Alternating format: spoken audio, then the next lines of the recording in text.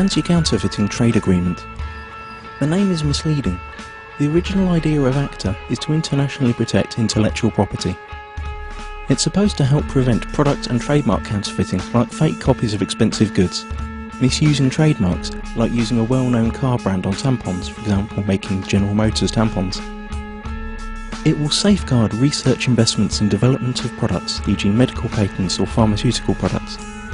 It's also supposed to support artists and journalists and allow them to produce higher quality work and internationally harmonise copyright laws. Sounds great, doesn't it? But there's a twist. The Oxford English Dictionary defines a counterfeit as, quote, a fraudulent imitation of something else. But when a file is copied on the internet, it is exactly the same as the original, not an imitation, and it is not stolen since the original is not removed.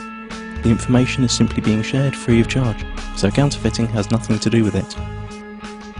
Let us explain. Intellectual property is never really defined within ACTA. It could mean trademarks, or it could mean any idea or information which later could be copyrighted, restricted and criminalised. This will have a tremendous effect on the internet as we know it. The actual ACTA text covers a huge range of topics and is very complex and hard to grasp, so we will explain what happens on the internet in a hypothetical real-world analogy. Imagine paying for a cookery course. During this course you learn how to cook some really tasty fried chicken. Then you return home and teach the recipe to your wife. But here's the catch. According to ACTA, you are now both criminals since you shared that information for free when only you had paid to learn it. The ACTA regulations are clear. When you're suspected of sharing copyrighted information, depending on the country you live in, then your access to any kind of courses will be blocked, you will be fined or sent directly to prison.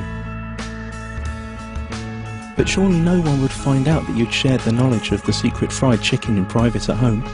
And you're right. Under current law, no one would. But ACTA deals with this through excessive surveillance. All your communication will be monitored, and not only yours. Your family, your friends will all be observed, just in case. But you don't need privacy, civil rights or liberties, because you have nothing to hide, do you? Now that you know the principle, let's see how it will be applied on the internet when ACTA comes into effect. You can imagine your internet connection like a conveyor belt running in two directions. Along the conveyor belt, packets of data are coming in and going out of your computer.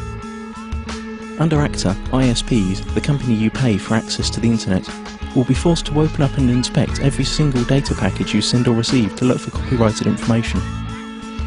Send or receive copyrighted info several times and you could be disconnected from the internet or face criminal charges. That means if you send an MP3 to your friend through an instant messenger, upload a video of a party which played copyrighted music, or quote a copyrighted newspaper article in an email, you're gone. That's it. As if that wasn't enough, the information about the news article you sent via email will be sent to the publisher, and based on their claims you could be fined or sent to prison. ISPs will also be required to constantly check that no copyrighted material or links to copyrighted material are found anywhere on their servers. This will be fatal for sites that hold any kind of user-generated content, like music, pictures or video. How could YouTube or Twitter work under a law like that? So the internet as we know it is on the brink of destruction. But at least you'd think that the money from all these lawsuits would benefit creative people. But musicians, writers, movie makers, journalists, software developers and researchers also lose, because they are now held by the same rules. Protected ideas now can't be reused, refined or developed any further. Even parts of sentences could be protected and made restricted by copyright. The whole agreement only benefits a small part of the industry, the so-called content mafia. Media publishing companies like the RIAA and the MPAA, who have long tried to solve the internet problem that threatens their obsolete business model. ACTA is the result of their lobbying within the governments that participate in the negotiations. Latest leaks indicate that techniques that bypass the planned content filter and blocking infrastructure will also be made illegal. And the worst thing? It's all done in secret. If you're European, it's even being done by people who haven't been elected by the public. You've already seen where this is heading on YouTube. Videos are unavailable in certain geographical areas. This obsessive copy protection is also a great tool for information suppression. Once all the internet filters and blocking techniques are in place, virtually all information tagged as copyright could be suppressed. Maybe your critical blog or Twitter account, or the video you made about rigged elections and environmental catastrophes, or even the pictures of your kittens. Okay, maybe not your kittens. Not unless you painted a Coca-Cola logo onto their fur.